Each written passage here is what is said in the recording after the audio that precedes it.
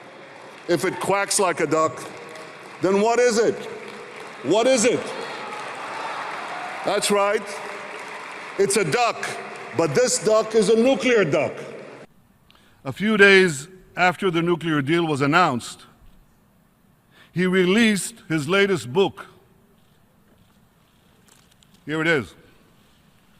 It's a 400-page screed detailing his plan to destroy the state of Israel. Iran's regime is not merely a Jewish problem, any more than the Nazi regime was merely a Jewish problem. Dude, it's a repeat. This is a repeat of the Holocaust? Yeah? Yes. How?